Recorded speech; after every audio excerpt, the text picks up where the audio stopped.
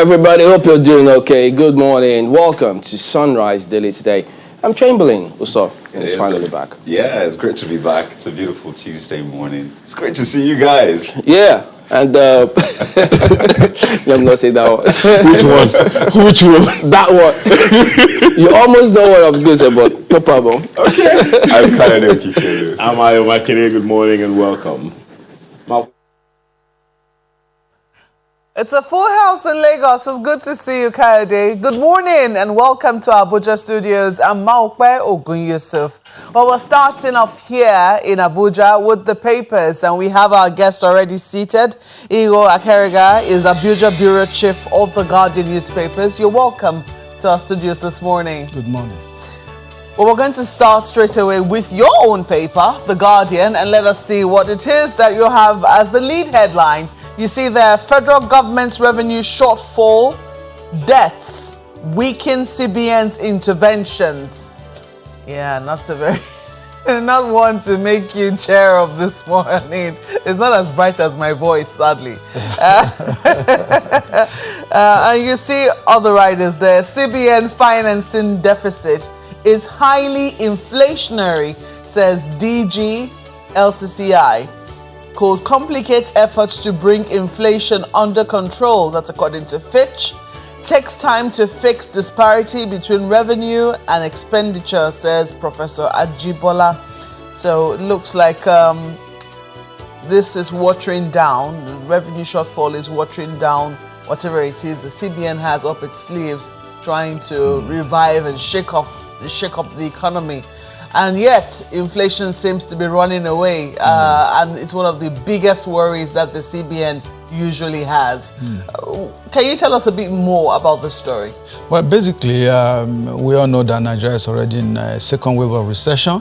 And second wave of COVID-19, second wave of recession. So you can say double whammy. Yeah, you can say that again. So I think the Guardian this morning is actually drawing attention to the dangers of excessive reliability on the CBN to finance the deficit gap. You know, a lot of the MDAs, the funds they even generate, they use the funds to pay their to finance their own overhead cost, and so they then run back to the CBN for intervention. So basically, that's what the Guardian is focusing on this morning and pointing out the danger in over-reliability on the Apex Bank to intervene in the gaps. Yes, we in the last 3 days, we have also seen the upward movement of the Brent crude, which is about $52 per barrel now, and the 2021 budget is predicated on $40 a barrel. And so the excess crude, the excess amount coming in, for me, I do not know exactly what the government is doing. Under former President Goodluck Jonathan and Obasanjo, we saw how some of those monies were, the excess crude account was created by the former finance minister Ngozi Okonjo-Iweala. But we heard that what all of those resources. They're trying to put everything now in the sovereign wealth fund. Yeah, so I think that sovereign wealth fund, to what extent are we also deploying the resources, the monies in the sovereign wealth fund? To the extent that this is coming up now, because if there's proper and efficient utilization of the resources in the sovereign wealth fund, we will not be going cap in hand to take the Sukuk funds and then the Chinese loans and all of that. I think generally our presidential system is heavy. It is taking a toll on us, financing all the various arms of government, from the local government levels, states, the federal government, with so many ministers, so many special advisors, and the MDAs, the ministries, departments, and agencies. We have also seen the heavy cost, personnel cost. So all of that is taking its toll on the economy, and that's what the Guardian is pointing out this morning. And so most times the CBN has to intervene. The CBN has to intervene in agriculture, has to intervene in payment of salaries, and the financing the deficits. So the revenue to income gap is getting wider. So once the money you are receiving, the revenue you are receiving, it's not enough to finance your expenditures. That is a challenge. I know. Just yesterday, the president was expressing worry about, the state of debt. Yes. I think we're in debt to the tune of about almost 3 trillion. Yes, it's huge. On debt servicing alone. Yes, it's it massive. is very worrisome. And so for indeed. capital projects, we are having limited funds to even finance capital needs. So it's a challenge. That is why you are seeing that across the country, you can't exactly see capital projects that are running. That is roads, whether in terms of roads, in terms of key infrastructures, because the monies to finance those capital projects is just not there. Wow. Oh, looking at the bottom here, you also have what I would like to call the story of the day. Southwest governors Miyetti Allah agreed to flush out killer herdsmen. That's been on for how long now? It culminated in a meeting yesterday in Ondo, in Akure more precisely. And you see there, ban night underage grazing. Falaye accuses federal government of undue ethnic sentiment. Northern elders urge Buhari to douse tension. It wasn't quite the end many had expected, but should we say, is this a happy ending? Well, I do not think it is. For me, I do not think it's a happy ending when you see about 6 governors of a region engaging Miyetti Allah Cattle Breeders Association. I think there's too much emphasis, too much prominence have been given to this Miyetti Allah group. When the Kankari boys were kidnapped, first the federal government said that Miyetti Allah assisted in negotiating the release of those boys. So if Miyetti Allah is indeed concerned with cattle breeding alone, if it's just a pastoralist organization, how come they are increasingly becoming involved in negotiating ransoms for kidnaps? And you also saw that the Secrecy in Barakpa or your state and all that. Part of the accusation was that the Secrecy was also happy to negotiate ransom. So beyond, grazing their cattle, I think the federal government should focus its searchlight more on the activities of this Miyetti Allah group. And where you now have a group that have risen to such prominence, such that even governments now sit down to negotiate with them as to how they can run their states. For me, that's worrisome. So it's not the outcome of yesterday's meeting. For me, it's not smelling of roses. If this young man in Boho, Sunday DME didn't come out the way he did forcefully, you could see even yesterday morning there was a bus, it's trending online. There was a bus traveling from Lagos to Benin, and right in the middle of the express, you could see a young girl crying and that the bus was attacked. But the narrative that it was the Fulanis that did that is what I also disagree with. Who was there to see that those who attacked that bus were actually Fulanis. So, but here and there you could see that each time victims are released, the impression they give or their own narrative, their revelation points to the fact that the language spoken by their own abductors appear to be Fulani language, and that is where the issue is But I know that there will definitely be more on this matter, from subsequent papers. So I'm going to throw it now to Lagos. Chamberlain? Okay, well, Vanguard, expectedly they were likely going to go the same way, 70-30% chance, not like it's a football lottery. But look at the theme, under government's ultimatum, Miyetti Allah concedes as herdsmen start registration. So, well, if you want to comment on that briefly, yeah. But just above this one, you equally have ESN versus Army clash. Houses, vehicles burned, many fear dead in Imo. And those images, shocking, they appeared when lots of people saw them. And then eventually the state government declared some curfew. But now, you had to look twice to say, look, ESN, the report you had, some thought it was IPOB, but now Vanguard is reporting it's ESN versus Army. What do you make of this now?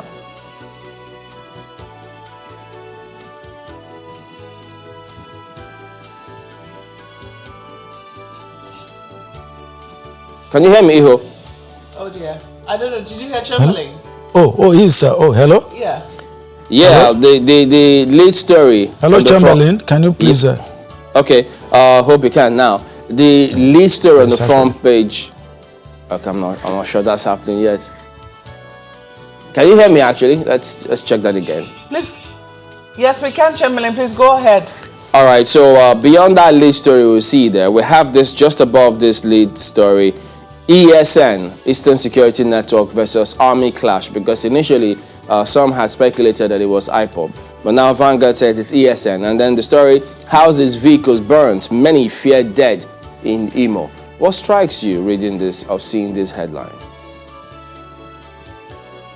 Well, I saw the story yesterday, and I also saw a video online that is trending where some men in uniform, allegedly Nigerian soldiers, lying on the road and firing their rifles.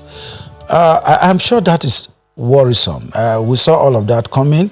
It all started with some kind of mobilization by Nnamdi Kanu, who is the self-styled leader of the Indigenous Peoples of Biafra, IPOB, and that he was also organizing some young men in the southeast to defend the southeast, particularly the bushes and the forest.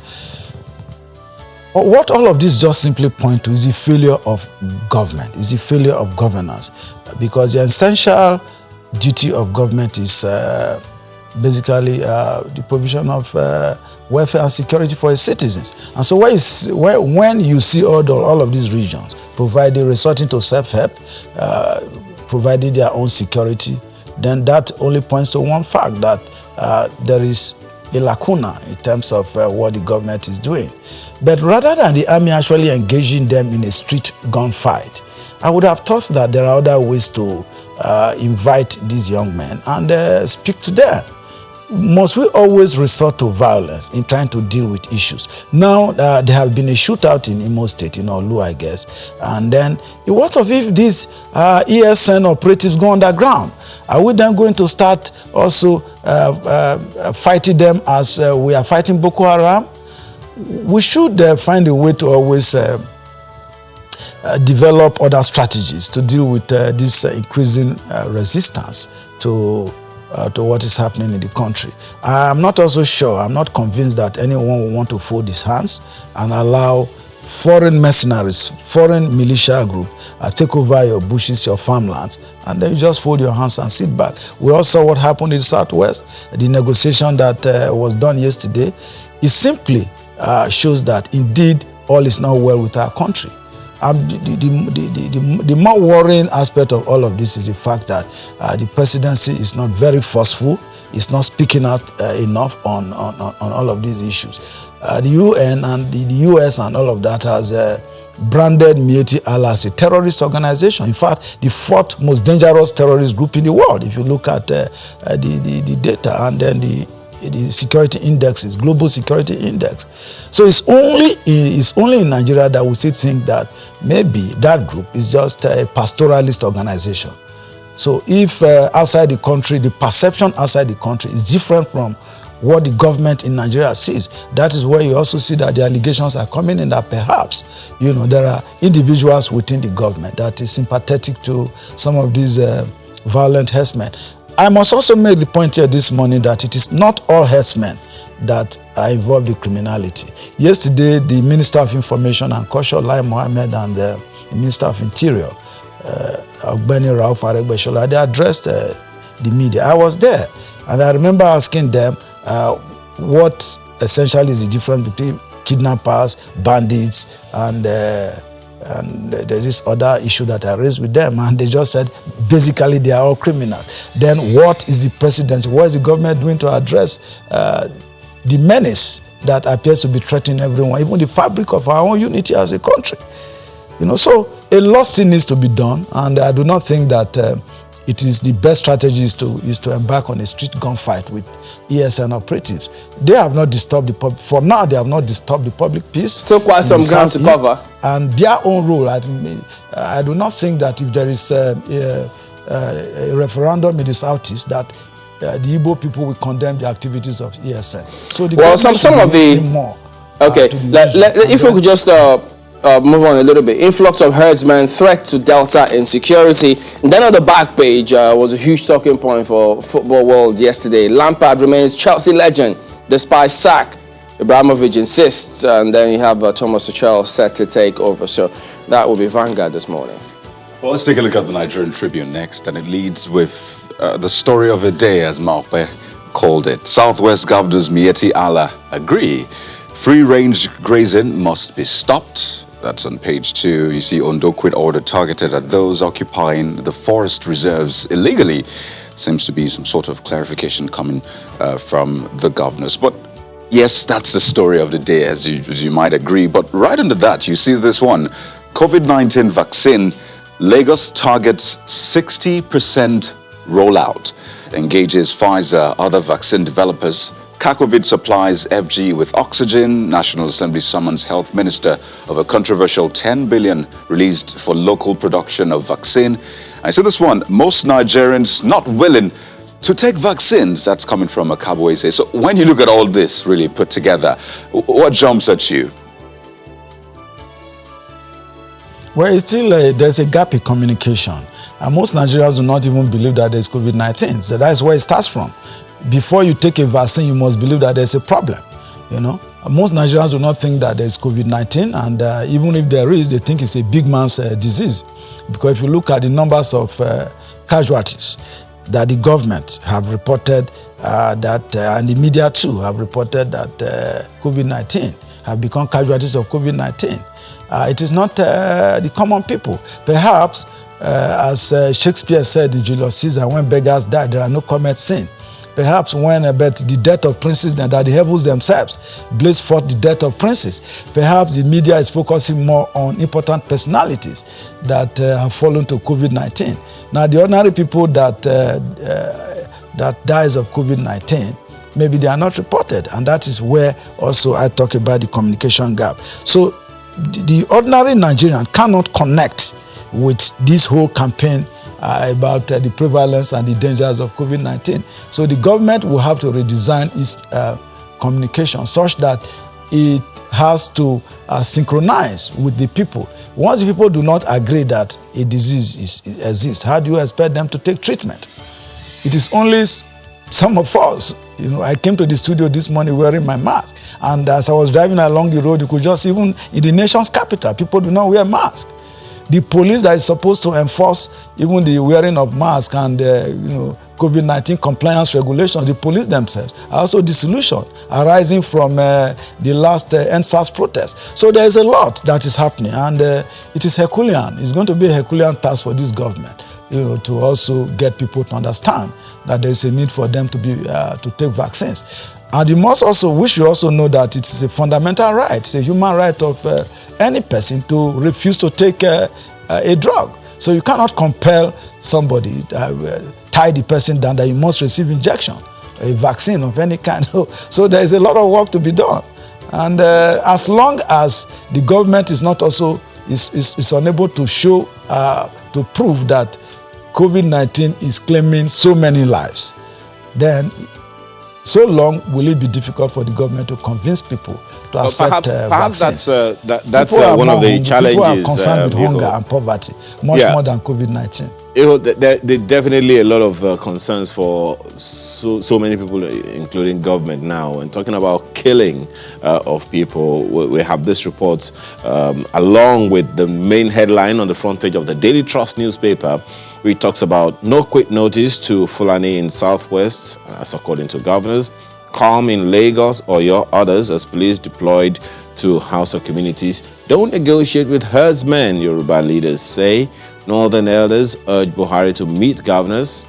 Security remains our priority, according to the federal government. That story you'll find on page 3 of the Daily Trust newspaper this morning. But right under the nameplate, above that major headline, is this one: 585 killed, 180 injured in 600 crashes in 1 month. That's ascribed to the Federal Road Safety Commission at a meeting which the Corps Marshal himself attended. And he said between December 15, 2020 and January 15, 2021, 585 people were killed, 180 people injured in 600 crashes in just 1 month. What does this mean to you? That's a staggering figure. Staggering figure, really, and it is worrisome. And another leg given to that story is also the issue of when the court martial, advised warned Nigerians to stop attacking operatives of the Federal Road Safety Commission. These are government officials, uniformed men, ensuring our safety on the road. But what do some Nigerians do? They go ahead and attack them. And now you can see there is a connection between the bad roads across the country. There's a connection between bad roads, poorly trained drivers, rickety vehicles, and these accidents that has claimed 580 lives in just 1 month, December 15 to January 15 this year. That's very worrisome. I think if you look at, if you compare that to global figures, Nigeria should be ranking very high there on that table. So what can be done? We need to focus more on driver training. How do we acquire our driver's licenses? How many people? How do you take your vehicle to the road, whether commercial drivers, private car drivers? What qualifies a driver to put his vehicle on the road? These are issues. And then the roads themselves. How are the roads? What are the conditions of the roads? A lot of these issues. It is not just enough to talk about, yes, I sympathize with the families of those that have died, over 500 people. This is outside COVID-19 diseases and all of that, road crashes we are talking about. It's really, really disturbing. It also points to the fact that the value of human life in Nigeria is increasingly becoming less. Well, what do you make of those who say that, we should have the death sentence for those who cause accidents? The death sentence for those who cause accidents? And people die in those accidents. The factors resulting in road accidents are different. For example, like I just said, if somebody is drunk, for example, and then in the state of drunkenness, he's involved in an accident, that's a different scenario. If a driver is poorly trained, it's a different scenario. Yes, of course, if there's a mechanical problem on the vehicle. If it is determined that that person was drunk or something like that, you directly caused an accident, do you think it would be right to say, you deserve the death sentence for causing the death of others? That would be too harsh. I think that there are already laws to take care of that. We do not have alcohol testing. I don't know whether the road safety has such devices. These are very small. They are not very expensive. We should be growing as a nation. As I was driving and I was listening to a radio station which talked about people beating traffic. And in South Africa, for example, people beat traffic. They won't chase you. They won't run after you. The next 30 minutes or 20 minutes, you just you hear a knock on your door. They'll deliver a letter to you to go and pay your fine. So we should be better organized as a country, not just talking about death sentence for people who. No, I think that would be too harsh. To be too punitive. Let's look at leadership now. They have this one. Quick notice: Southwest governors, herders, broker peace is their lead headline. Herdsmen agree to leave forest reserves, assist in fishing out criminals. Federal government allays fears of a heightened tension, warn against politicization of insecurity. Ondo governor statement misconstrued, that's according to NGF. I believe that's the Nigeria Governors Forum. But if you look at the bottom here, this story on the PIB, oil will become irrelevant in 20 years. That's from Lawan. It's on page 10 of the paper. What do you think? Are you optimistic that this time around we'll be able to get the PIB through the National Assembly once and for all? Yes, you saw yesterday, I was following this story very well, and you saw the international oil companies. They are raising a lot of issues against the passage of the Petroleum Industry Bill. What are their concerns? Basically, the concerns are selfish. These are players in the sector. Expectedly? Yeah, expectedly, yes. Yes. Everyone's going to look after the yes, interest. Exactly. And but the good news here, excuse me, is that the Senate President is also insisting that before the end of the first quarter of this year, that bill will become law. So we are already looking beyond the interest of the IOCs, and it is long overdue. Indeed, in the next 20 years, I'm even afraid, will it be up to 20 years, where you already see the gas-propelled vehicles, that are environmentally friendly. More countries are queuing into that, and they are keying into that. More vehicles are being produced that are less dependent on fossil fuel. So now is the time to maximize what we can out of it. But But let us watch and see. First quarter is not too far away. It's not too far. It's March already ending. the end of January already. Absolutely. You know, but we have to thank you so much for always coming to share your time with us this morning. Igo Akariga is the Abuja Bureau Chief of the Guardian newspapers, and is speaking to us here in our Abuja studios. Sunrise Daily continues in a moment. Please stay with us.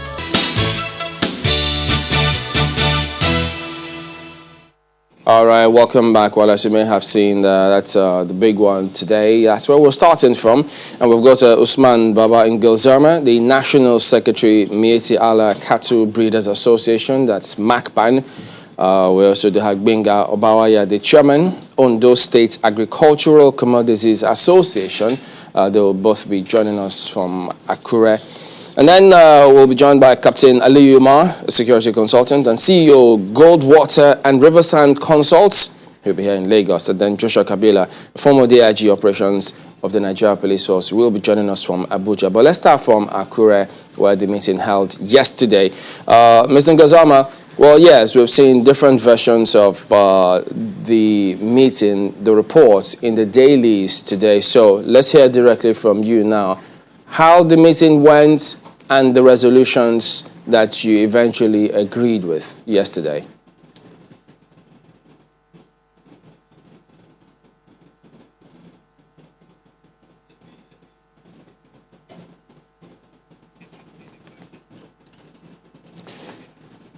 Can you hear me, Mr. Ngazama? All right, I'm not sure he can. Mr. Bawaya, how about you? Can you hear me? Okay, looks as if it turned out to be one of those days for live production, so you thought that it was all out there. But Captain Omar is a very ready hand, so he's here with us as well. He's been following all of the developments as it was turning out. Captain Omar, good morning. Thank you for joining us today on the program. So you've definitely been following this for a while now. And when you, the stories and narratives before the meeting and then the outcome of the meeting, what kind of picture did you get from all of this? First of all, good morning. And what we saw happen in Oyo State and other parts of the country is not surprising. They were just waiting to happen. If you recall, in this studio, sometime 2014, when the Agatus of Benue State took the heat from the same threat types, I said something specifically that MACBAN was struggling to own a problem that was not theirs. We also saw at that point the ethnicization of criminal elements. Ethnicization of criminal elements in the sense that crime is crime. It has no religion, it has no region, it has no party. It's a crime regardless. Anyone can commit a crime.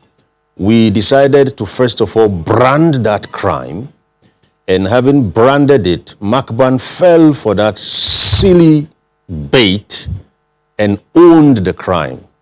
Now they've gotten themselves boxed in, regretfully. Let me explain what I mean by branding. If you recall when COVID-19 started, it started somewhere in Wuhan, in China. The first thing the World Health Organization and the UN did was to unbrand the virus.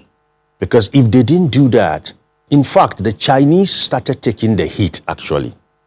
They were being segregated, they were being discriminated against.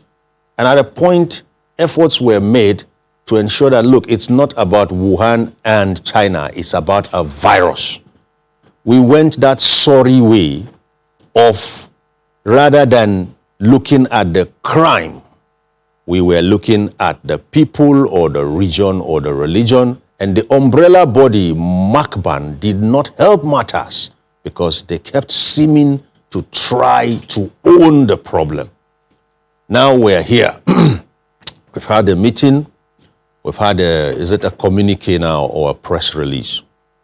Profiling the trends in Nigeria, I say well done. Meeting, press release. Beyond that ceremony, it is still up to the umbrella body now to toe the line and lead the initiative. It's not about going to sit down with all the dainty fellows saying very wonderful things. Then that miscreant, that rascal in the forest will still do something tomorrow that will set the whole process back. Those people that are killing and raping and maiming, they have no reckoning or respect for constituted authority or law enforcement, and we will deal with them decisively. Lastly, we must understand that Nigeria is for all of us, but it comes with a responsibility.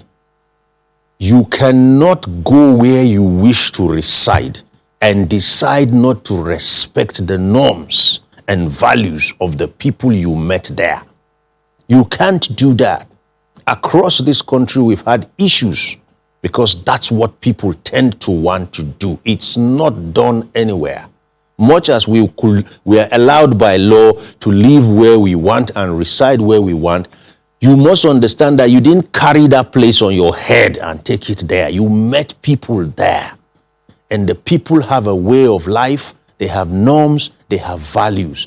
If it's not okay with you, their values, leave them in peace. Don't go there and try to impose your outlandish ways on people. It's not done. You do that, you become a troublemaker. All right, we equally have Ms. Habila. Let's get to Abuja for that now. MACBAN? Well, yes, indeed. I'm sure you have seen, excuse me, the event which led up to the meeting we saw of Southwest governors and members of Miyetti Allah. And you've also heard the position of Captain Umar Aliyu there. Do you agree with him that this was MACBAN struggling to own a crime that wasn't theirs in the first instance? No, thank you for having me. I've had the contribution just made, but I would say the pronouncement of the governor of Ondo State. Remember that he is the chief security officer of the state. Mm-hmm. And remember also that one of the purpose of governance is security and welfare. And I think he got it right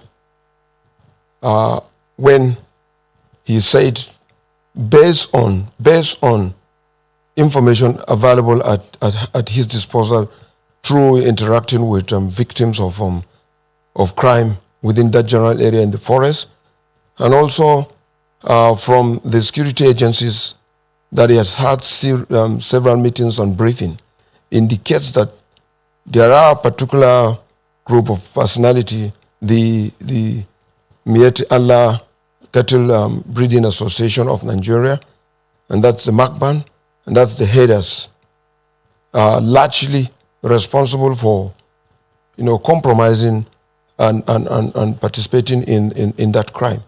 And so I think if there are crimes and you are able to profile up to those community or those individuals that are responsible, sometimes it is also good to point that out. And so I think with every seriousness, he wanted to draw attention and wanted to let people know that that is happening in that forest. Mm. But looking at, the directive that he came up with, the ultimatum he handed down, the misreading, it will seem, or miscommunication or misunderstanding, however it is, wherever it is you stand on that, and then eventually the meeting which we saw yesterday, was it an end which you expected, or did you think that, it was going to end differently, so to speak? No, I watched him talk, and I watched them trying to bring out what transcended or transpired in that place. And I could see that he has said it clearly, that is the governor of Ondo State, that he did not intend to sack. He did not intend to take out MACBAN, but that he's given an opportunity that he wants to know who is at where, and he also wants to know what is happening in the vicinity, particularly in the forest reserve. And so he made it clear that his intention is not to let them go or to sack them, but his intention is to put down some protocols that will admit them and allow them to go ahead with their threat of breeding of animals or breeding of cows within that area. He said those who would want to stay, there's a template and it requires registration and all sort of that, so that he can use that maybe to trace those who must have gotten out of the law that guides who is to remain in that forest. And also that will also help him to know who is behind this, because of course it cannot be the cattle breeders or the headers, all of them in that place that are responsible for this act. Any surprises though? We've seen what has happened so far in terms of security deteriorating, not just in the southwest, but basically all over the country. Kidnapping is at an all-time high. Banditry is also running away by itself. Any surprises in terms of what we're seeing, the profiling of crime, so to speak, and criminals, instead of focusing on the crime itself? Before you focus on any crime anywhere, first of all, you need to geolocate. You must identify at what point do we have this crime. You need to know about that, and you need to study the environment, the community. What is responsible for this kind of crime? And you need to know the people behind it, so that you can proffer a solution. But if you generalize and don't do some of the things, you're not going to get it right. And so all over, there are a lot of crime and criminality that are geolocated in a lot of the states. If you talk about Kaduna, there we've had a lot of long time of participation in trying to curb that crime. If you talk about Benue, I was there. I also have had the opportunity also to join others to plan and execute some of the things that will bring peace into that place. Or are you talking about Nasarawa? Most of the states have flashpoints where this kind of criminality is happening. And so I think that we need to make sure that, it's not good to figure out one particular tribe and you keep saying, is this? If there is, you need to also go down again to know what kind of this association, if it is MACBAN, what kind of MACBAN people that were, members that are responsible for this. And in doing that, it's through this kind of interaction that the governors in the Southwest are trying to do, trying to bring in people and dialogue, and then get to know what the problems are, and also send intelligence, like the governor have said, and these people that it is very, very clear that the location in Ondo where this thing is happening has been identified, and some of the people that reside there also identified, and some of the intelligence and information that has been shared as a result of people that have been kidnapped. Don't forget that there's a lot of kidnapping activities around there. He also was able to know who are the people responsible, and that was why he said anybody who wants to carry out activities there, particularly the headers, must come and get to that the arm that is responsible for the security and the activities in that reserve forest, must capture their data and who they are, and that will be the only condition that they will now go in there. Otherwise, he wants them out of there. I think it's not too harsh, but I also think that as the chief security officer of the state and the person that must ensure safety and security of the individuals, he could go to say that. And he has said it, that his intention is not to take away headers in Ondo. Before we throw this back to Lagos, you mentioned the fact that you have been involved in operations in the north, in north central, and also even in the south. Yes. Can you draw a thread, a connecting thread between these criminals? I mean, are they of the same is there a larger agenda, as a lot of people think that there could be? Or do you think that this is pure, plain criminality with no underlying agenda? Let's not forget that, you know, some governors in the north, I remember Governor Nasir El-Rufai talked about how at one point governors in the northwest had to bandy together to flush out criminals from the forests. Kidnappers and a number of people had taken over a forest which bordered at least 7 states. And these governors had to come together to look for how to flush out these criminals through a military operation, so to speak.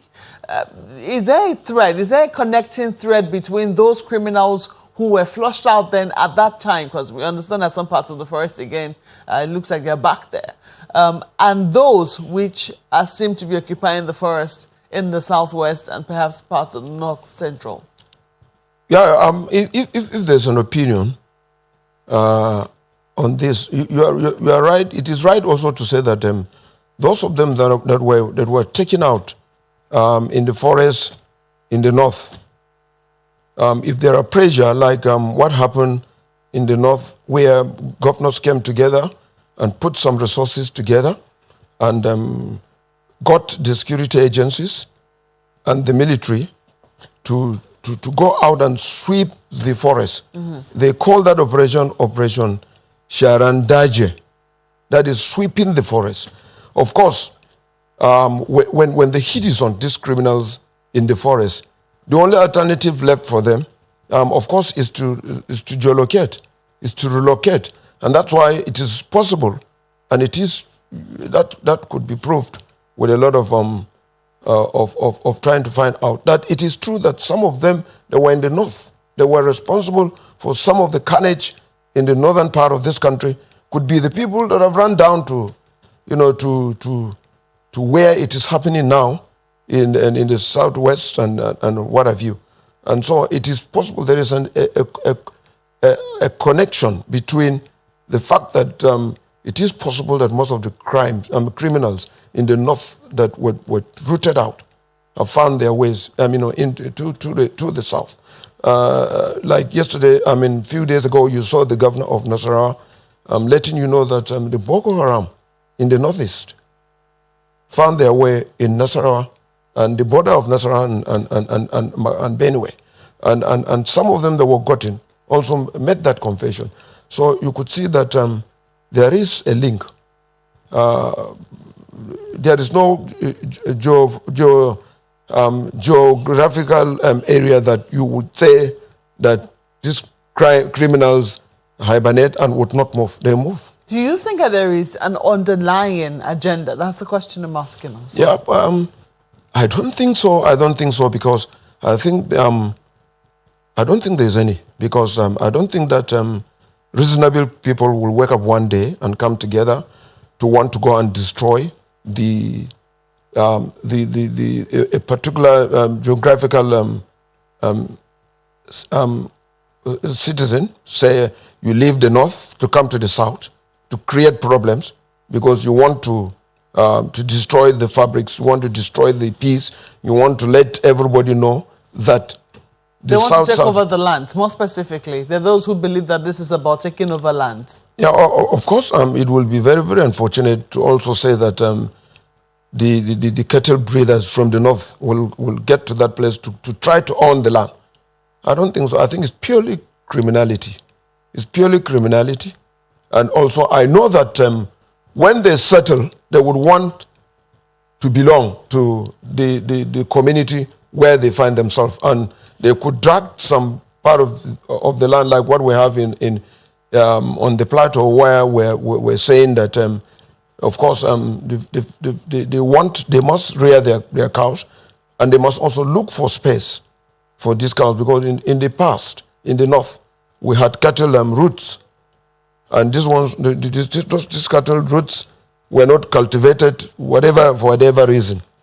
But because of the agricultural activities that are open up, people went to cultivate on those routes. And so when the herders come, they would want to insist that they want to pass through where they used to pass through.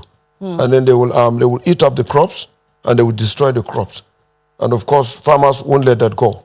That we saw in Benue, that we also saw in Plateau, Niger, and Nasarawa. Well, let's quickly flip this back to Lagos now. Chamberlain.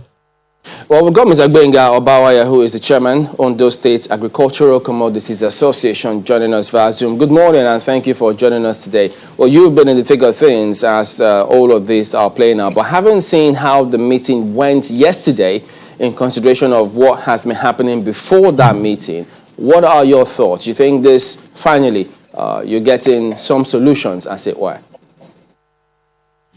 Well, we received the news, the outcome of the program with some level of gratitude, because at least we have moved a few inches forward, because I can only say it's a few inches forward. What we are concerned about primarily is that we should be allowed to do our business in peace.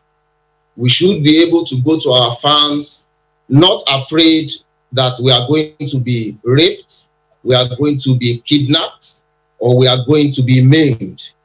We should be able to sleep, having projected, having put our farm schedules in place, that by so and so time, we are supposed to be doing this farm operation, and for it to work as it has been scheduled.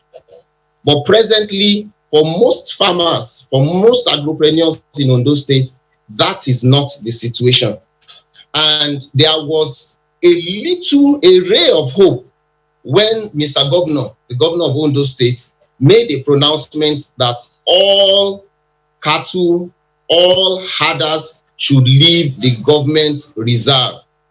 In fact, what many farmers and many people interpreted that to be immediately was that they have been given a quick notice, because the truth is that we are under siege. For whatever reason, the onslaught is this much, we would not know. But we are concerned about this thing coming to an end. We have said it time and again. We have held so many meetings. Okay, why do you say that this are just a few inches? Because the dailies are reflecting it's a huge milestone. Well, maybe from their own point of view, because even when the meeting was going on yesterday, I received so many phone calls. People were apprehensive that the order was going to be rescinded, because people are just clinging on to that where it's at least somewhere to start, because the forest reserves have been seen as no man's land, so to say, by many illegal occupants. And if people are flushed out of the place, it is an average farmer, an average family will not allow somebody that will do him harm to come and settle on his private land and property. So in other words, it's an indirect way of saying, look for your own land that you own and establish a ranch, establish a farm where you can do what other people are doing. We have places designated as places that pigs are to be raised in Ondo State. Because I am a personal example of that. I had a pig farm somewhere that was removed from the city. But in a few years' time, urbanization caught up with the place. So I had to shut down that arm of my business because it was an inconvenience to other people. And I had to do something in the interim until I could put that same business in place in a properly designated place where it will not be of any harm to some other person. So we are saying what will solve this problem is that anybody who wants to raise cattle, whether he's an indigene or a non-indigene, he must get a place that is designated as his farm, where he's going to restrict his animals and where he's going to find food for them, because that is the bone of contention. Okay, Mr. Bawai, when we come back, because we're going to break now, that which you say is a bone of contention, alongside some of the resolutions here, will be considered in just a moment. Do stay with us. All right, welcome back. We'll get to Usman and Gozama in just a moment, but let me bring Kaide in. Oh, yes. Mr. Bawaya, so you raised some issues. And first, I'd like to ask you, right after this meeting, you saw the communique, you listened to those present. You said before this you didn't feel safe going to your farms. Do you feel safe now? Oh, because nothing really has changed as far as we are concerned. What has given every one of us a ray of hope is that what will happen moving forward when the government begins to enforce its order that these people that are inhabiting the forests should quit, then we can see maybe the effect of this quit order, this movement. Over time, we have arrived at these same conclusions. We have held series of meetings that there should be no underage herders, that there should be no night grazing, that they shouldn't come to the highways and so on. We have done this 2 years ago, 3 years ago, and we still have the same scenario, and it seems as if it's even getting worse.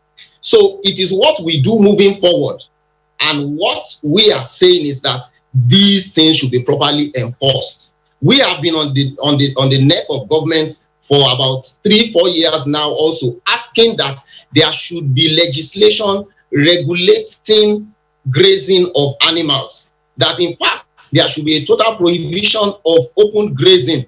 Pigs are not allowed to graze. It used to be in the culture of Akure people, Ondo State people, to raise local pigs, and they were roaming. But with civilization, with urban renewal, these things have been outlawed, and the people have complied, even though it was ingrained in their custom and in their culture. So why should we have a set of people who keep on saying that it is our culture, that's the way it has been, and so that's the way it must continue? Okay, Mr. Bawaya. Why should you roam with your animals and destroy other people's investments? So it's the problem that I'm saying that we are not feeling safer yet until we see the effect, the enforcement of this eviction order, and things begin to get better. Okay, now speaking of that eviction order, Mr. Bawaya, so yesterday we listened to the governor of Ondo State, even the governor of Ekiti State, the chairman of the Nigeria Governors Forum, sort of clarifying the earlier statement which was put out by the Ondo State governor. And now they say that the order was to those illegally occupying the forest reserves and not a general order to all herdsmen in the forest reserves to quit. So are you saying that you're not happy with this clarification, that you'll prefer to have all herders actually leave the forest reserves? Is that what you're saying? The truth is that I'm not aware yet that there is any single herder that has submitted himself for the registration process, as far as I know, because I think we have been reviewing this situation, and even after the meeting, we reviewed the situation, and the government is in custody of the names, the identities of all the farmers, all those who government has graciously permitted to operate, to ply their trade within the forest reserves. And to date, I don't think herders are part of that list yet. So as far as the law, as far as the order is concerned, it's as if there is no herder that is occupying the forest reserve legally yet. So what we are saying is that let them comply first. Just like the farmers that were in the forest reserve complied with the directive of the Ondo State government, they submitted themselves for identification, for registration. But as far as the farmer is concerned, what we would even prefer is that they should leave the forest reserve and come to places where other human beings are, so that the things they are doing are not done in secret. We have a few people who have ranches. We can see their ranches. They are our neighbors. They raise their cows in plain sight. So why should some people want to do their business under the cover of secrecy? That's why we are not happy that any position should be shifted. And we are not saying the government has shifted position, because we got it clear from the beginning that the governor said they should leave the forest reserve. And then if they are going to be allowed, they have to apply, they have to register, they have to be known before they can be allowed back in. And I just want to appeal to government that this process should be allowed to run like that. Nobody should be allowed to stay and negotiate from inside the forest reserve. Yeah, from what some of the dailies are saying this morning, it would sound like Miyetti Allah is already, they have already agreed to that registration. But just as you said, maybe when we see the compliance from today, we'll be able to say that. But let me bring this back to Captain Aliyu Umar in the studio with us. Earlier, when you began this conversation, you said that MACBAN was desperately trying to own a crime it wasn't involved in. Just what do you mean, and how do you think they were trying to do that at the time? You see, crime is to mankind as mankind is to crime. Depending on which society or which country, different acts are considered criminal. There is a level of apprehension amongst we Nigerians when things happen, and that is what mires the course of justice. When we take attention off the act and start looking at the person.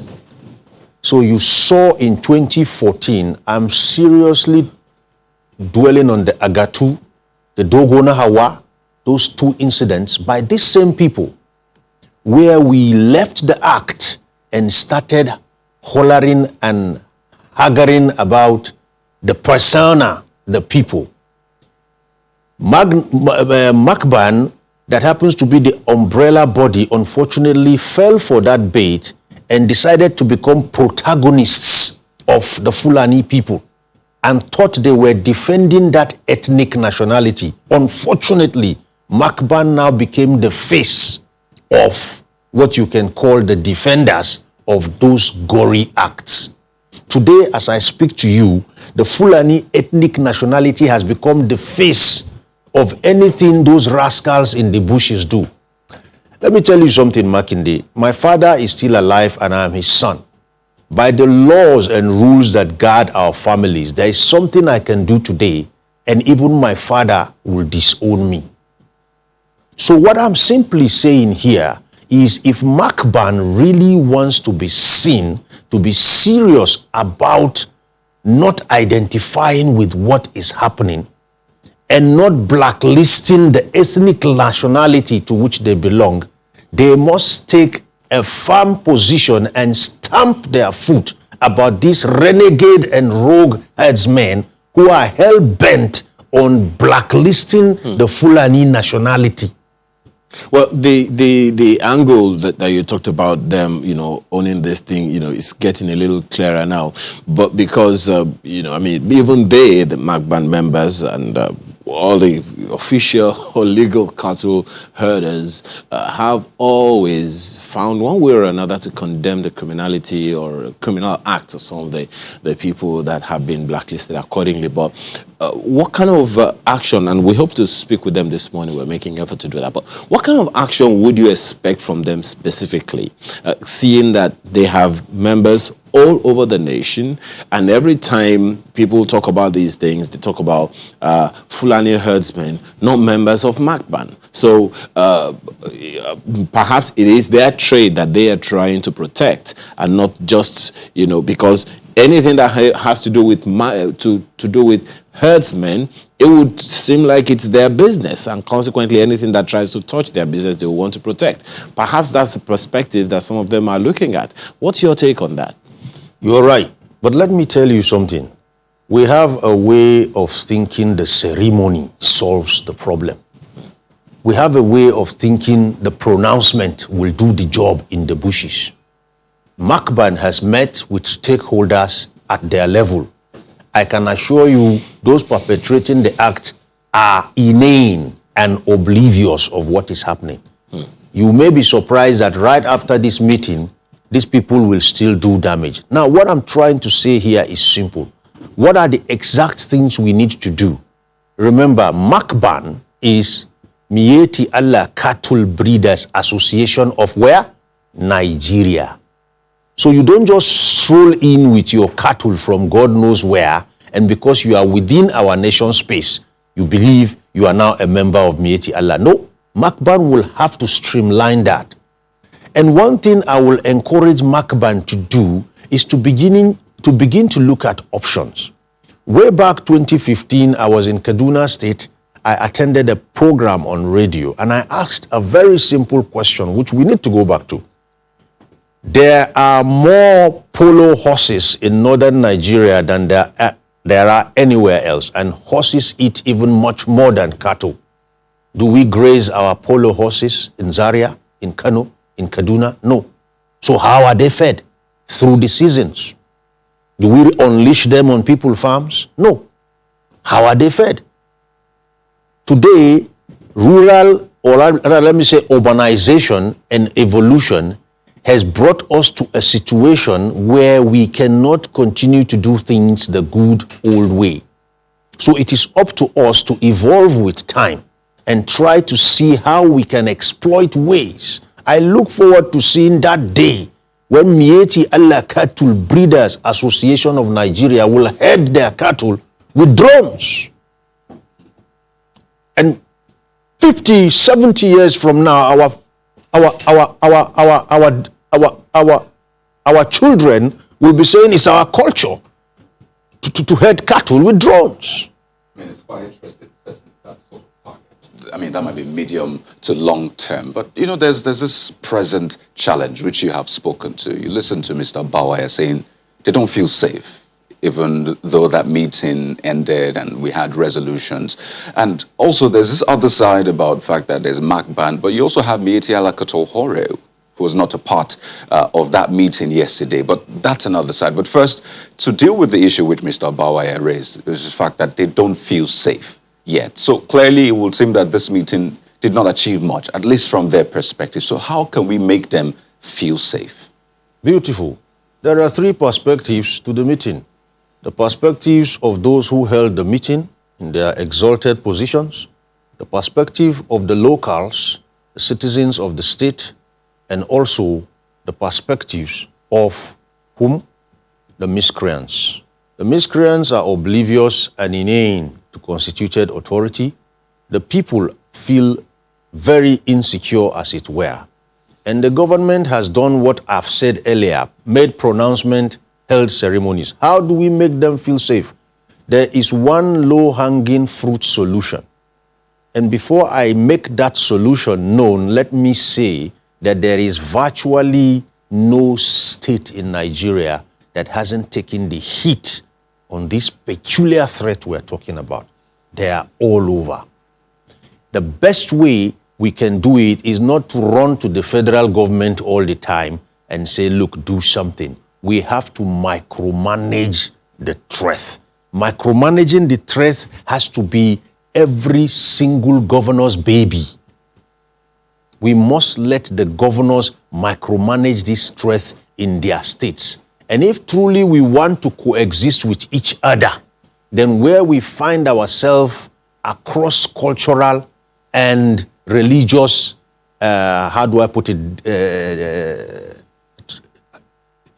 divides, then we must learn to respect the values, the norms, and the sensitivities of the socio-cultural environment within which we find ourselves. We must not begin to carry ourselves and try to go and impose ours on others. We are guilty of doing this across all regions of Nigeria. I've been in this country long enough to see even across religious divides, certain people cross to where their religion is alien to others, and then clashes occur. We must learn to respect and accommodate each other. So basically what we are looking at is a situation where if the federal government wants to see some real fast, low-hanging fruit results, they must allow the chief executives to manage the situations in their state, and they can do that effectively. All right, let me ask Mr. Bawaya now, from some of the things that you have heard and the kind of interventions that the governors have put out, maybe I should ask you this first, given that you said, I mean, you don't feel safe and all of that. Can you tell us what the response time before now is anytime you raise security concerns with government or with security agencies, maybe the police and all. What's the response time? How quickly do you get response? And for you, what would be a good response time that will make you feel safe? This way. Are you talking about particular individual incidences, or you're talking about this way? A plea to government to intervene? What's the average response time from you and your members? Well, for here and there, for those who have access and those who will bother to even do that again, because the truth is that we have filed so many reports. Some security agents were asking late last year that we should bring photographs. As we said, we are tired of doing those things. So we just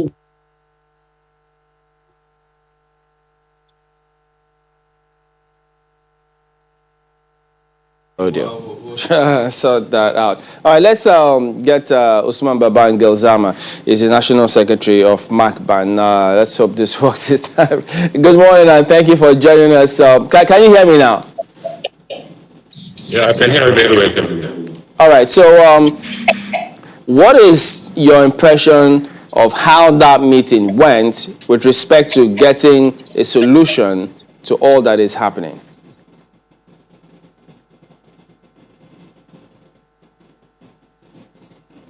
Go ahead, please. To me, the meeting went very well, and we have succeeded in almost what we are here for. And by the grace of God, this development we hope will bring back peace to the southwest region of Nigeria. You say the meeting went very well. Part of the directive was that all of those who were, illegally in the forest reserves needed to move. Then no night grazing. If anyone needed to graze, you need to come forward and register. Now, you're with MACBAN. Are you equally taking responsibility for all the members, all those who graze, at least in Ondo State? Well, you see, Chamberlain, Miyetti Allah Cattle Breeder Association is an association. And just like we are associations, there are a host of other associations also in the country. We have our own members. All those who have agreed to register with us are our members. And whenever we speak on behalf of our members. We don't speak for the whole pastoralists in the country. But because we have a large spread, we have our presence in almost all the 36 states of the federation and in most of the local governments. That is why whatever happens, whether good or bad, it is associated to us. But we only speak on behalf of our members. There are a host of other pastoralist associations in the country. A lot of them. They are there. The Cattle Hore, Miyetti Allah Cattle Hore are there. The Gam Allah are there. Jam 94, a lot of them are there, and they all have their members, and they are all registered. So whenever we speak on behalf of our members. This fracas that went on, was there any of your members that were either grazing in the forest reserve involved in all of those allegations that were leveled against those who were grazing? Well, since we did not sort that out, we cannot say that we don't have members there. Until when we begin to sort out, that's when we will know whether we have our members there or not. But let me put one record very straight for people to understand.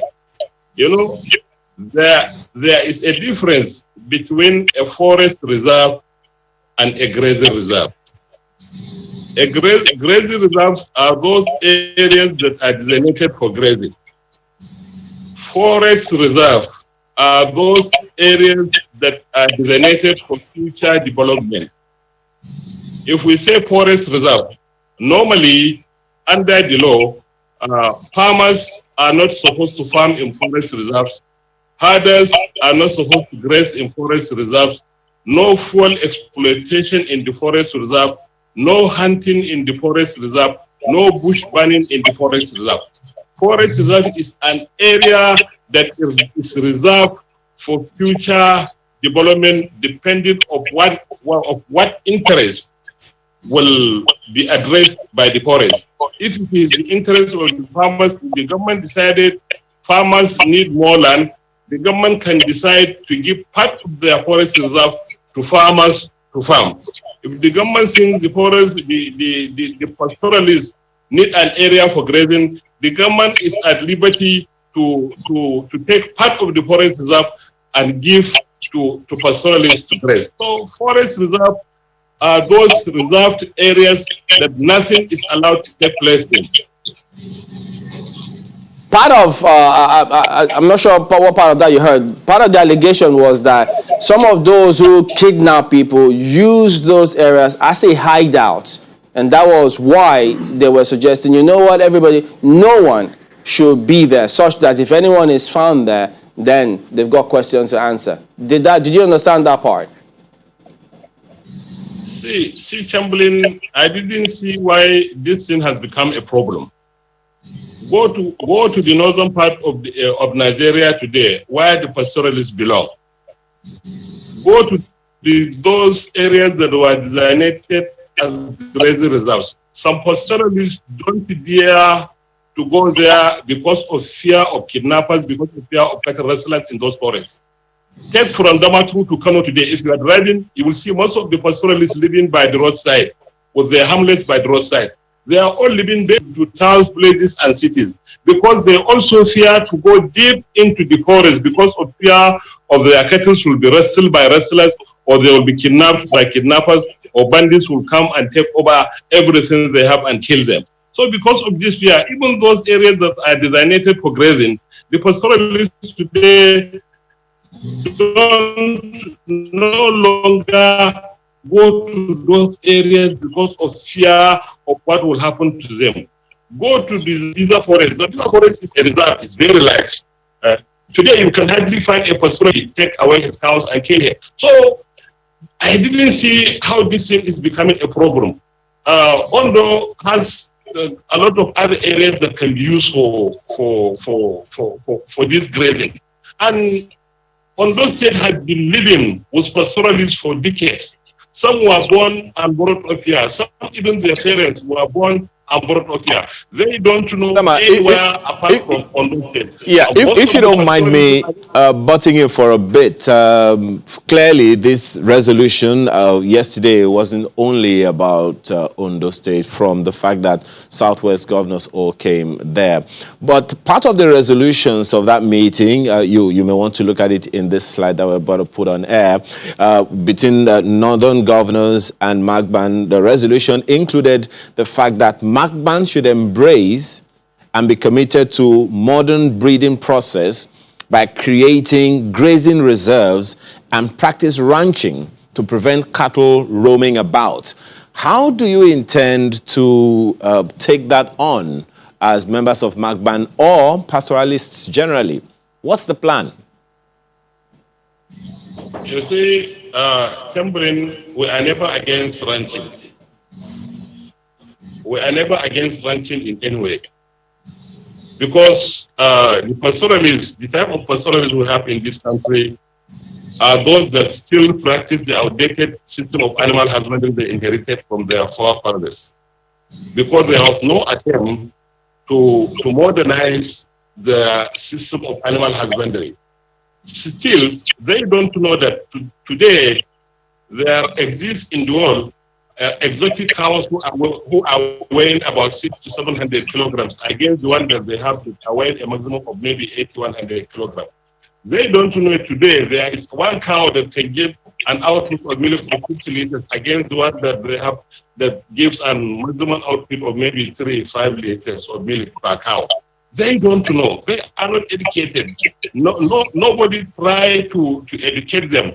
And all this knowledge that is going on about ranching, about rigor, about colony, about national livestock development plan, up till now, we don't have a model on ground that the pastoralists will see and say, we don't know, we are left far behind, so we have to come up. They don't know. They are doing what they know because they don't know these new innovations of livestock and what have you.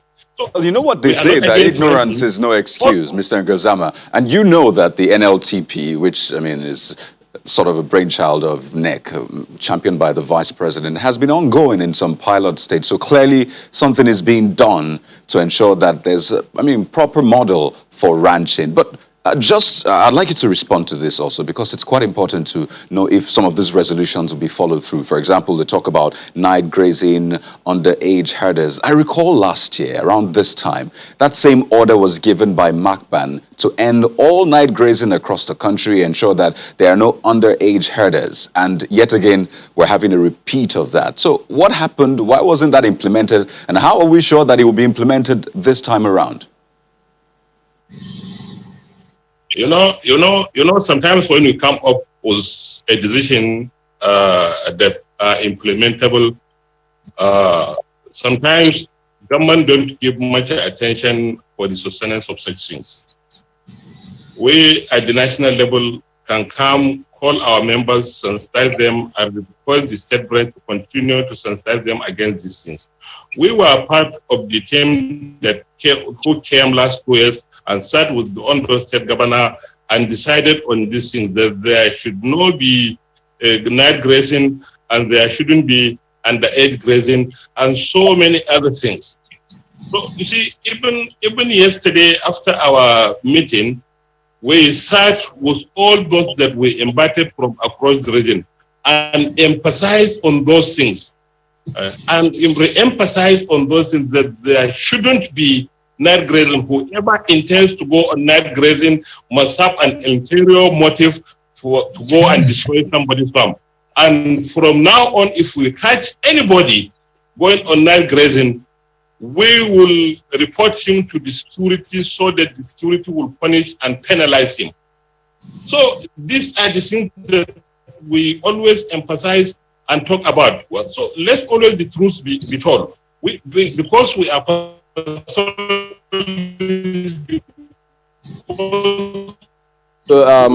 Usman Baban Galzama, and just coincides with when we just need to wrap the segment up. But Usman Galzama is National Secretary, Miyetti Allah Cattle Breeders Association, Benga Bawaya Chairman, Ondo State Agricultural Commodities Association, and Captain Ali Yomar, Security Consultant and CEO, Goldwater and Riverside Consults.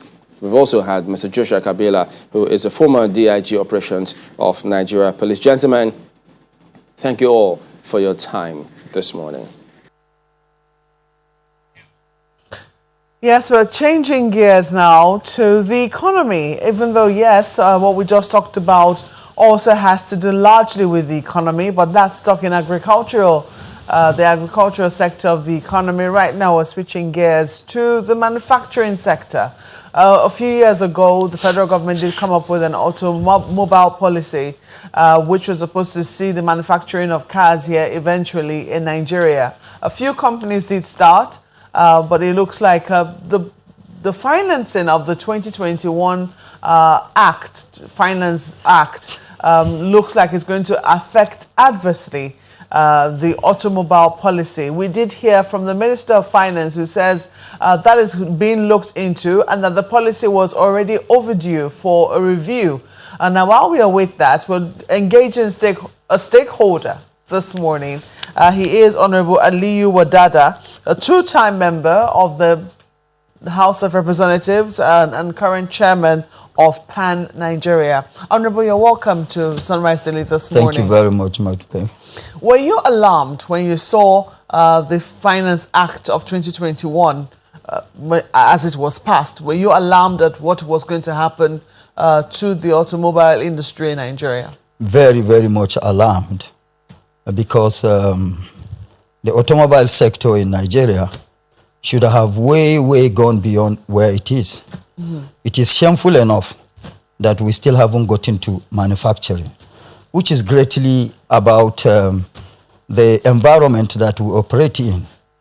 Let me take the issues one after the other as the Minister of Finance came on air about them. Mm-hmm. The minister said initially there was 35% tariff and 35% levy, which now put together made it 70%.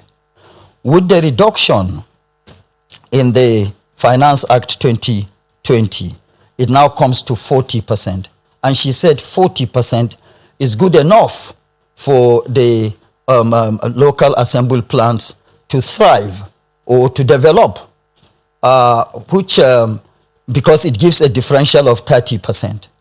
That 30% differential has always been there, even before the policy, before this introduction. But it never attracted investors because, I mean, it's not good enough for investors to be attracted. And so that differential, 40%, is not good enough to make the local assembly plants develop. And for such to be in place, of course, it will be detrimental to the growth and development of the local assembly plants. The second issue she came up with is that for fully built units, which was 35%, now is reduced to 5% on commercial vehicles. Now reduced to 5%. Before the introduction, the reduction to 5%, commercial vehicles on SKD, the tariff was 10%. What's SKD? Sorry. Semi-knocked down. That is the various components that are broken down and brought in to be assembled here. Was 10% tariff on commercial vehicles. Then it was on imported. SKD was 10% tariff. For fully built units was 35%. Now the fully built units, that's the imported vehicles, now is being reduced to 5%. Meanwhile, the Act is silent about what the tariff is or will be on SKD, on commercial vehicles, because ab initio there has never been levy on either way, either on imported units, that is fully built units, either on that or on the SKD. Now 5%, the Act is silent about the tariff on SKD on commercial vehicles. So it is assumed it still remains at 10%. That is very ridiculous. When you are importing a fully built vehicle, you pay tariff of 5%.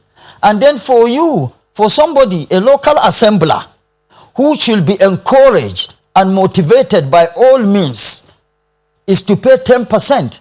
How does it work? How do you compete? Well, she says that they're engaging local producers. I don't know how far the engagements have gone. There has never been any engagement, no consultation whatsoever. I stand bold to say that. There was no consultation at all with the stakeholders. Because if I heard clearly from the interview that we had with her, and I don't know if you also listened in on that interview, she said, that they know that there are going to be concerns, and so they have started trying to address these concerns. One, by promising that government was going to offtake as many of the vehicles as possible from local manufacturers, and also to I'm trying to remember. Permit me to say that that is coming after the damages have been done. Because before you come up with such a policy, it is only right and with due respect, responsible as well, to consult with the stakeholders. You listen to the stakeholders, and then you rub minds, and you reach agreements on what needs to be done. But do you see reason for this particular policy to? Well, do you see reason why the federal government has come up with what they have come up with in the Finance Act? Because they hinge it on transportation, the heavy cost of transportation, on everything else, on food, on goods and services, on things going from north to south and south to north, and that there is a huge gap that needs to be filled, which the automobile industry in Nigeria isn't currently filling. If it is targeted at reducing the financial burden on transportation of the on the citizenry or on the masses, yes, then the whole thing, the whole aim is defeated. Why do you say 35 so? Good. 35% tariff on choice vehicles.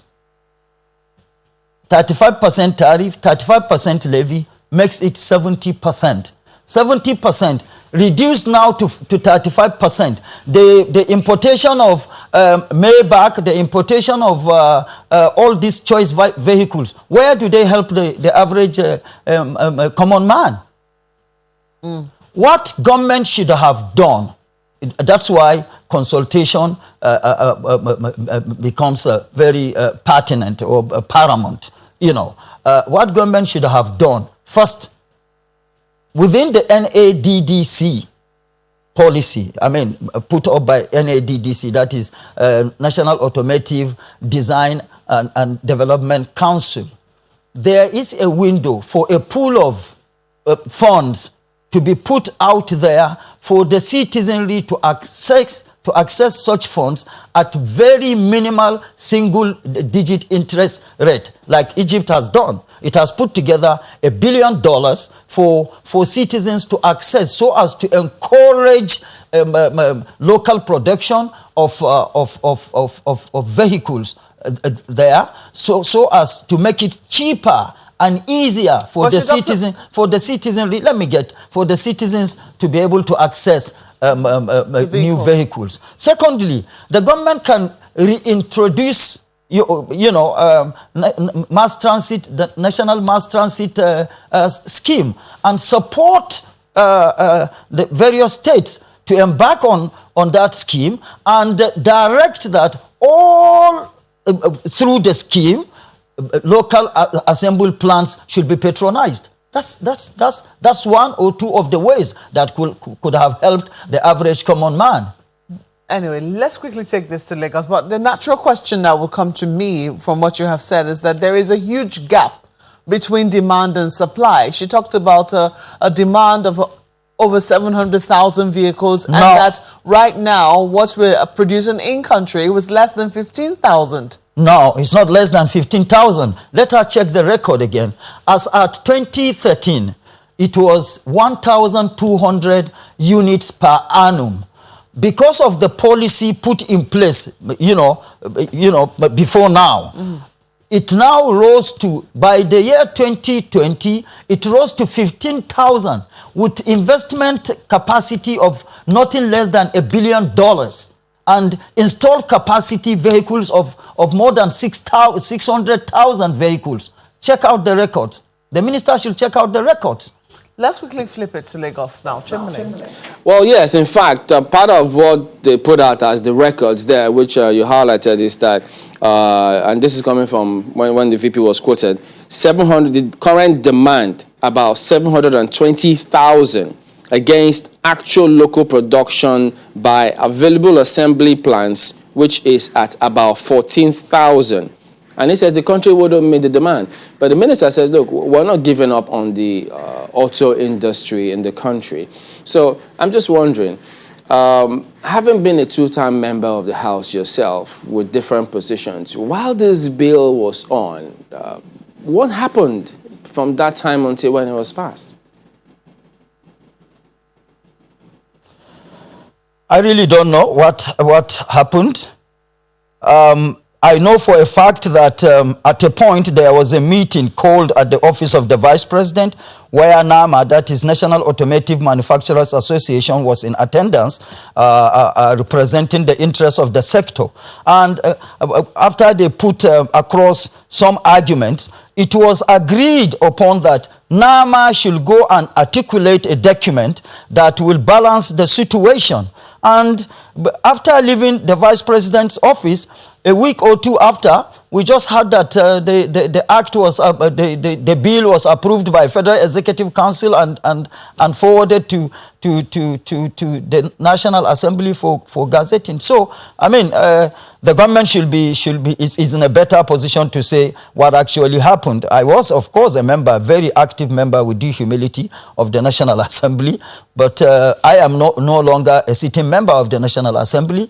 I wouldn't know what actually transpired, but from from the angle of a stakeholder, I have told you what I knew transpired, which was, completely conducted in secrecy, if I may use that word, because for such a high office to have called for a meeting of stakeholders and agreed on what I just said transpired, and eventually, before even getting back to the office of the Vice President by NAMA, we were made to understand that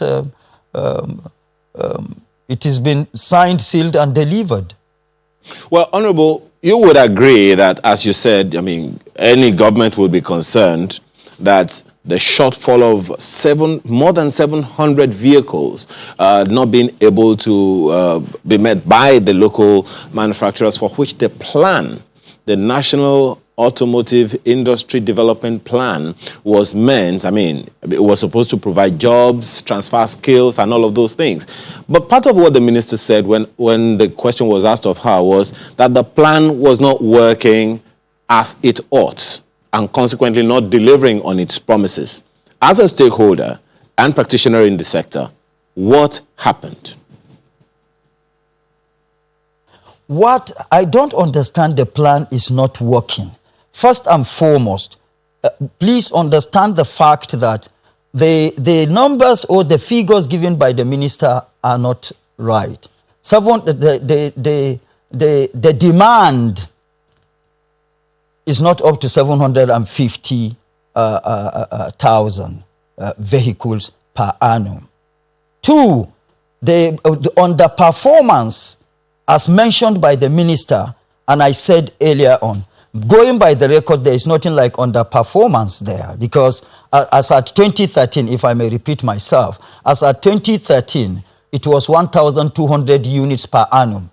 After the introduction of the policy that is being changed now, it grew to, or rose to 15,000 units per annum, and with 600,000 installed capacity. So even if it is true that the demand is 750,000 and then the installed capacity now is 600,000, that's just 150,000. So that means if government makes the environment enabling enough as it should be, then the capacity will definitely go higher than even the 750, which is not even the right figure.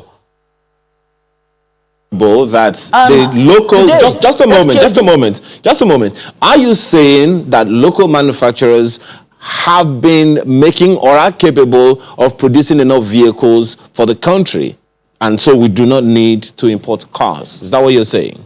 Of course, with the right encouragement. I mean, if the environment is made enabling enough for local assembly plants to proliferate, it means we will be able to stand the challenge. Before now, we only knew of 3 assembly plants in Nigeria: Pan, Kaduna, Volkswagen of Nigeria in Lagos, and Amco in Enugu. Now, how many plants do we have?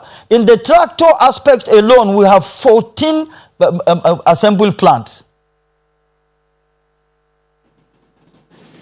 Okay, now, none of these plants today does CKD, that is complete knocked down. All because of policy, where the SKD that is being struggled upon is now going to be killed, because the Finance Act on commercial vehicles is now is reducing the tariff from 35% to 5%. And then the tariff on SKD commercial is 10%. The act is silent about what SKD will pay on commercial vehicles today. So what happens? The minister should come on air to tell Nigerians what happens to the SKD that are that have been imported and are on the high seas. If they come in, what is the tariff to be paid on them? Because the tariff on commercial vehicles is 10%. Before now, before the introduction of the Finance Act. And the Finance Act is not telling us anything about the tariff. So it is assumed to still remain at 10%. What happens to the SKDs that are on the high seas coming to Nigeria? When they come, when the SKDs come, what tariff, what's the amount of tariff to be paid? The minister should tell us. Just to get the figures clear, if you say that the figures that the minister gave is not so quite enormous. correct, if you say the figures the minister gave are not correct, so what is the right figure per annum for you based on your research and what you have done in the industry so far? I told you the installed capacity of the local assembly plants today stand at 600,000 units. So, looking at the Finance Act, really, I mean, talks about those reductions in levies and tariffs and what have you. So, there's this cost and benefit analysis, if you could just help us do that this morning. So, there's the obvious need of your industry to get as much help as you can get in terms of policies and even legislation. You know, there's the automotive bill, which was not assented to by the president, but was reintroduced at the National Assembly. So, there's that. And there's also for the people who need to be paying less for transport. There's agricultural industry as well. I mean, they pay a lot for transport. So this is meant to solve that challenge for the everyday Nigerian who has to commute for work and business, and for agricultural practitioners, the farmers and rest who have to transport their goods. So really, let's be fair. Which do you think should take preeminence, the people or your industry? Or is there a way we can meet halfway on this one? The people, of course. The industries are there for the people. The industries are there for the people. That's why we are Nigerians doing businesses in Nigeria and calling for discouragement of vehicles to be coming in without control. The gap that is supposedly being put across now is because of the influx of second-hand vehicles into the country. When you open your corridors to all kinds of vehicles, the Finance Act, permit me again along this line to say the Finance Act is silent about category of all the categories of second-hand vehicles to be even brought into the country. We have 25-year-old vehicles being imported into the country. Right. You know, there's this other issue, really, because, for example, let me give you a scenario. So I have ~1 million naira, and I can only afford... Excuse me. Pardon me. The cost of transportation is not only about the vehicles. There are other ingredients that make cost of transportation high. Cost of spare parts, fueling the vehicles, and the rest of them. Okay, well, I mean, the understanding is to be alleviated somehow by the government.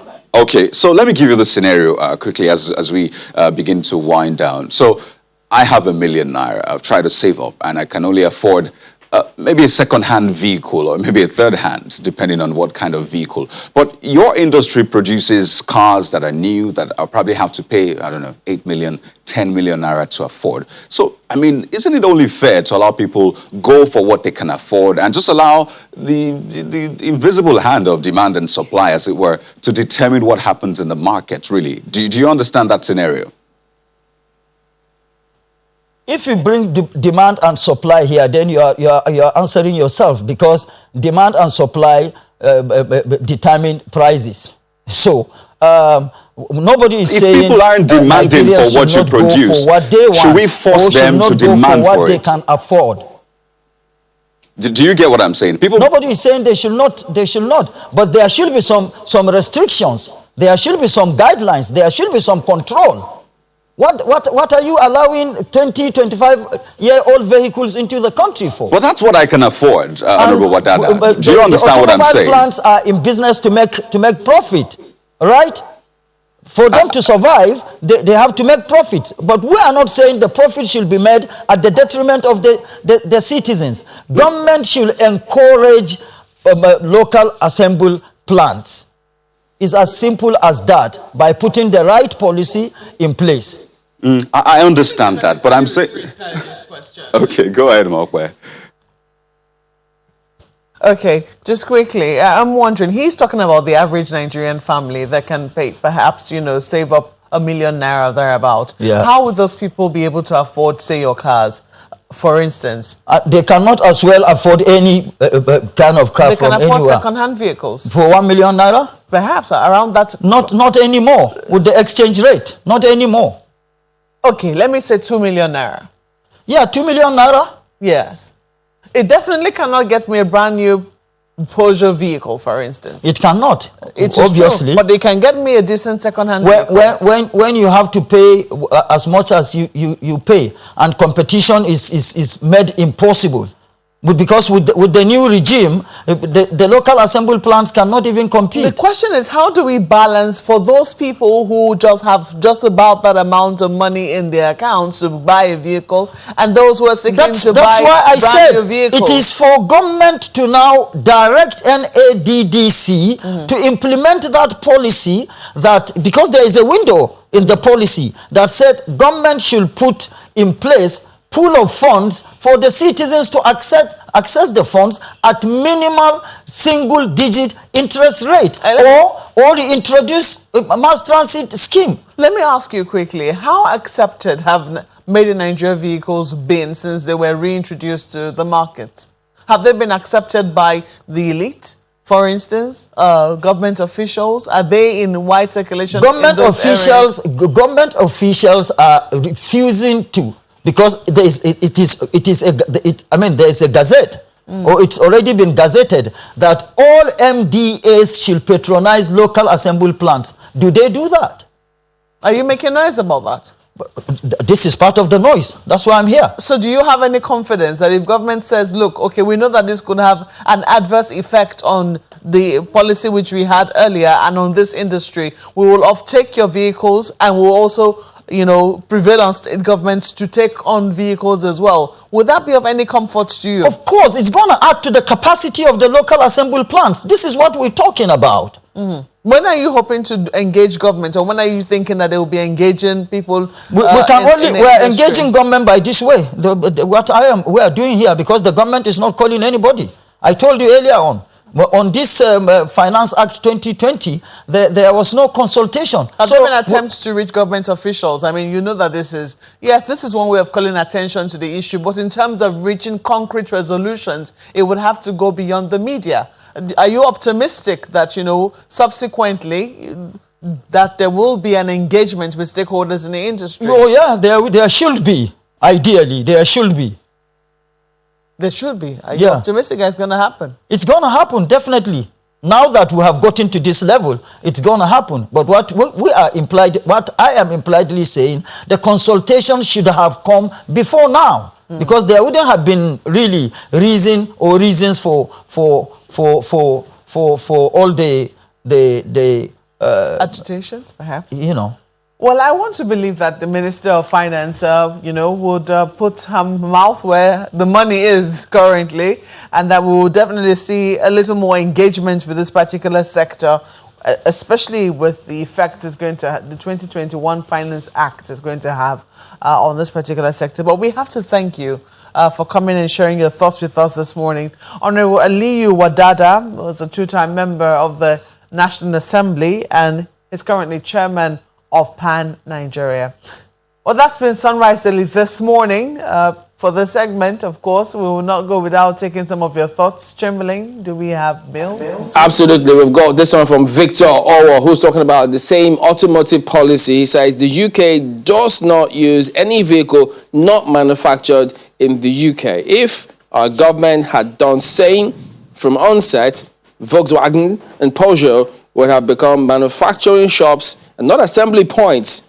We wouldn't need all this import brouhaha. Oof. Take a look at Yomi Williams' tweet. Says, going by the submission of Honorable Wadada, there's an urgent need to amend the section of the 2020 Finance Act that lowers the tariff on brought-in fully built commercial vehicles to 5%, while SKD, which you understand is semi-knockdown, remains 10%. It's counterproductive to local manufacturers. I don't remember that policy being reversed, you know, since the 70s, where your local cars were supposed to be used by government. I don't remember it being reversed, but maybe we want to go back to it again.